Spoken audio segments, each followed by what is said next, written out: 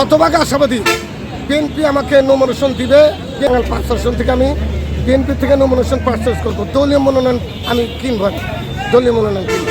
আমি টাঙ্গাইল সদর বিএনপি প্রার্থী। আসসালামু আলাইকুম, সবাই আমাকে ভোট দেন। আসসালামু আলাইকুম, আমি টাঙ্গাইল সদর বিএনপি প্রার্থী সৈয়দ খালেদ মোস্তফা। আমার ভাইয়ের হাতে ধরে বলে গেলাম, দয়া করে ভোট দেন, সবাই ভোট দেন।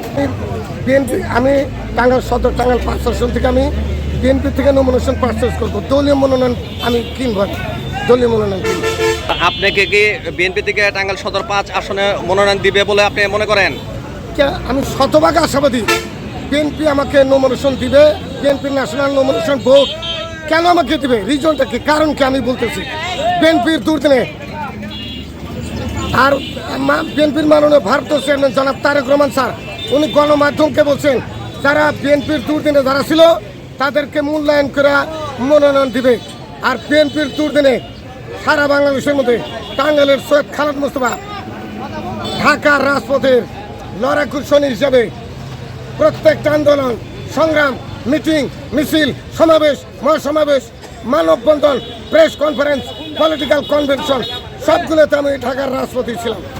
বাংলাদেশের কোনো বিএনপি নেতা কর্মী প্রত্যেকটা আন্দোলনে থাকে নাই। বিএনপির দুর্দিনে খালেদা জিয়ার মুক্তি চেয়ে আমি বিভিন্ন শহরে দেওয়াল লিখন লিখছি। আমি পুলিশের ভয় উপেক্ষা করে আমি দেওয়াল লিখন লিখছি বিভিন্ন শহরে। খালেদা জিয়ার মুক্তি চাই, খালেদা জিয়ার মুক্তি চাই। বাংলাদেশের কোনো বিএনপির নেতা কর্মী এই খালেদা জিয়ার মুক্তি চেয়ে দেওয়াল লিখন লেখে নাই। বিএনপির দুর্দিনে আমি এক পোস্টার লিখছি, ধানের ভাত খাবেন, ধানের শীষে ভোট দিবেন। আমি আরেক পোস্টারে দিছি, খালেদা জিয়ার ধানের শীষে ভোট দিন, খালেদা জিয়ার ধানের শীষে ভোট দিন। বিএনপির দুর্দিনে দামি ইলেকশনে হ্যান্ডবিল গেলে আমি একা একা বিলাইছি, পুলিশের ভয় উপেক্ষা করি, আওয়ামী লীগের নেতা কর্মীর ভয় উপেক্ষা করি। বাংলাদেশের কোনো বিএনপি নেতা কর্মী দামি ইলেকশনের হ্যান্ডবিল একা একা বিলাবার সাহস পায় নাই। আর বিএনপির দুর্দিনে আমি এই রাজপথে আমি ছিলাম, ঢাকার রাজপথে 2014 সালের 5 জানুয়ারি নির্বাচন, 2024 সালের 7 জানুয়ারি নির্বাচন। এই দুইটা নির্বাচনে গণতন্ত্রের মহানায়ক জীবন্ত কিংবদন্তি বিএনপির চেয়ারপারসন 3 বারের মাননীয় প্রধানমন্ত্রী উনি বলছেন no election without caretaker government. আমি সেদিন দুইটা নির্বাচন 14 এবং 24-এর আমি গণতন্ত্রের মায়ের প্রতি সম্মান রেখে, বিএনপির হাইকমান্ডের প্রতি সম্মান রেখে, বিএনপির মাননীয় ভারপ্রাপ্ত চেয়ারম্যান জনাব তারেক রহমান স্যারের প্রতি সম্মান রেখে দুইটা ইলেকশন আমি বয়কট করছি, নির্বাচনে অংশগ্রহণ করে নাই। আমি তো ইচ্ছা করলে দুইটা নির্বাচনে অংশ নিতে পারতাম। আমার নাগরিক অধিকার, রাজনৈতিক অধিকার, দুইটা নির্বাচনে আমি অংশ নেই নাই। বিএনপির প্রতি সম্মান রেখে বিএনপির মুখ আমি উজ্জ্বল করতে পারবো। টাঙ্গাইল সদর টাঙ্গাইল 5 আসনে বিএনপির হাইকমান্ড ন্যাশনাল নমিনেশন বোর্ড আপনারা ডিসিশন নেবে না, ভুল সিদ্ধান্ত নেবে না। আমি সাবমিশন রাখলাম, গণতন্ত্রের মায়ের প্রতি আমি সাবমিশন রাখলাম, নিবেদন করলাম, আবেদন করলাম এবং বিএনপির মাননীয় ভারপ্রাপ্ত চেয়ারম্যান জনাব তারেক রহমানের প্রতি এবং বিএনপির ন্যাশনাল নমিনেশন বোর্ড আপনাদের প্রতি আমি সাবমিশন নিবেদন করলাম আমাকে মূল্যায়ন করে আমাকে নমিনেশন দিবেন। কারণ আমি কেন নমিনেশন দিবেন, আমি বিএনপির দুর্দিনে ছিলাম। আর নির্বাচনী মাঠ ধরবে সারা বাংলাদেশের মধ্যে টাঙ্গাইল সদর টাঙ্গাইল 5 আমার মতো জনপ্রিয়তা কারো নাই, কোনো বিএনপি নেতা কর্মী নাই। আমি 300 আসন বিএনপির 300 আসনের মধ্যে যদি আমি টাঙ্গাইল সদর টাঙ্গাইল 5 আসনে ধানের শীষের কান্ডারি হয়ে লড়তে পারি, আমি 300 আসনের মধ্যে সর্বোচ্চ ভোট পেয়ে এমপি নির্বাচিত হব, এতে বিন্দু মাত্র সন্দেহ নাই। আমি বিএনপির মুখ উজ্জ্বল করতে পারবো, বিএনপির ভাব মুহূর্তে আমি অক্ষুণ্ণ রাখতে পারবো। আমার মতো ভোট বাংলাদেশের যত বড় বিএনপির প্রভাবশালী নেতা হোক আমার মতো ভোট পাবে না কেউ।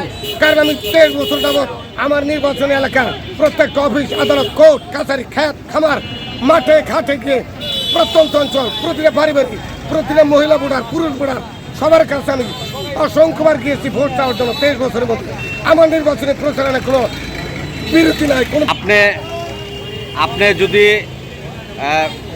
এমপি হতে পারেন তাহলে টাঙ্গাইলের জনগণের জন্য আপনি কি করবেন? টাঙ্গাইলের কি এমন আপনি পরিবর্তন নিয়ে আসবেন যেটা আপনি টাঙ্গাইলবাসীকে এই ইয়ের মাধ্যমে বলতে চান? আমি শতভাগ আশা দিই বিএনপি দলীয় মনোনয়ন আমাকে দেবেন, কারণ বিএনপির দুর্দিনে ছিলাম। আর আমি যদি নির্বাচিত হলে টাঙ্গাইল সদর টাঙ্গাইল 5 আসনের সম্মানিত সকল ভোটারগণ এবার আমাকে নির্বাচিত করবে। আমি নির্বাচিত হলে টাঙ্গাইলের যে সমস্ত ডেভেলপমেন্টের কাজ আছে, রাস্তা, ব্রিজ, কালভার্ট, স্কুল, কলেজ, মসজিদ, মন্দির, গির্জা সকল প্রকার উন্নয়নমূলক কাজে আমি অগ্রণী ভূমিকা পালন করব। আমার কোনো লোভ লালসা নাই, আমার চাও পাওয়ার আছে জনগণের ভালোবাসা এবং শ্রদ্ধার্জন। টাঙ্গাইল সদরের সম্মানিত সকল ভোটারগণ এবার আমাকে নির্বাচিত করবে। আমি শতভাগ আশাবাদী, আমি নির্বাচিত হলে আমি চুরি করবো না, দুর্নীতি করবো না, জনগণের টাকা আত্মসাৎ করবো না, জনগণের হক নষ্ট করবো না, সত্যের পথে থাকবো, ন্যায়ের পথে থাকবো, ইনসাফের পথে থাকবো। আমি নির্বাচিত হলে আমাকে এমপি সাহেব বলতে হবে না, আমি নির্বাচিত হলে আমি লাট পাথর সাধবো না, জমিদার সাধবো না। আমি নির্বাচিত হলে টাঙ্গাইল সদরের সম্মানিত ভোটার যদি আমাকে নির্বাচিত করে আমি শস্য পরিমাণ সম্পদ আত্মসাৎ করবো না, আমি জনগণের হক আদায় করব। আমি নির্বাচিত হলে টাঙ্গাইল সদরের আল্লাহ এবং আল্লাহর রাসূলকে রাজি খুশি করে খেদমত করব। আমি নির্বাচনে দুর্নীতির বিরুদ্ধে থাকবো, সত্যের পথে থাকবো, ঘুষ নিব না, ঘুষের বিরুদ্ধে থাকবো। এবং আমাকে জনগণ বলে Syed Khaled Mostafa is a competent candidate. এর অর্থ হচ্ছে সৈয়দ খালেদ মোস্তফা যথেষ্ট যোগ্যতা সম্পন্ন প্রার্থী। এগুলো জনগণ আমাকে বলে। জনগণ বলে সৈয়দ খালেদ মোস্তফা পরিশ্রমী, খুব জনগণের সবচেয়ে কাছের লোক, জনগণের সবচেয়ে মিশুক। আমাকে জনগণ আমাকে কেউ সন্তান ভাবে, আমার নির্বাচনী এলাকার সব জনগণ আমাকে কেউ সন্তান ভাবে, কেউ ভাই ভাবে, কেউ ভাতিজা ভাবে। আমি শতভাগ আশাবাদী জনগণ নির্বাচনের দিন সবাই আমাকে বলতেছে খালেদ ভাই আপনার মুখে হাসি ফোটাবো। নির্বাচনের দিন জনগণ আমাকে মুখে হাসি ফোটাবে, জনগণ আমার পেঁচার মুখ দেখতে চায় না। আমি সবার মুখে হাসি ফোটানোর চেষ্টা করবো। আমি নির্বাচিত সমস্ত আমি নির্বাচিত হলে আমার নির্বাচনী এলাকার প্রত্যেকটা ইউনিয়নে একটা করে সরকারি হাসপাতাল স্থাপন করব। আমি নির্বাচিত হলে যমুনা নদীর গাইডবাদ বেরিবাদ দেওয়ার চেষ্টা করব। আমি নির্বাচিত হলে আমার নির্বাচনী এলাকায় যে সমস্ত আনএমপ্লয়মেন্ট বেকারদের জন্য ইন্ডাস্ট্রিয়াল জোন তৈরি করবো, শিল্পাঞ্চল তৈরি করবো। আমি নির্বাচিত হলে আমার প্রত্যেকটা ইউনিয়নে একটা করে সরকারি হাসপাতাল স্থাপন করব। সেখানে গাইনোকোলজিস্ট থাকবে, পেডিয়াট্রিশিয়ান থাকবে, অত্যাবশ্যক চিকিৎসক যাতে দরকার গ্রামের মানুষ জানি সহজে চিকিৎসা পায়, এটার ব্যবস্থা করব। আমি নির্বাচিত আমার নির্বাচন এলাকায় যারা ড্রাগ এডিকশন, মাদকাসক্ত, আমি সেগুলো নির্মূল করব। সমাজ কুলুষিত হতে দেবো না, সমাজে সবার মুখে আমি হাসি ফুটাতে চাই। আমি নির্বাচিত হলে আমার জনগণ জানি বলতে পারে ওই লোকটা ভালো, খুব ভালো।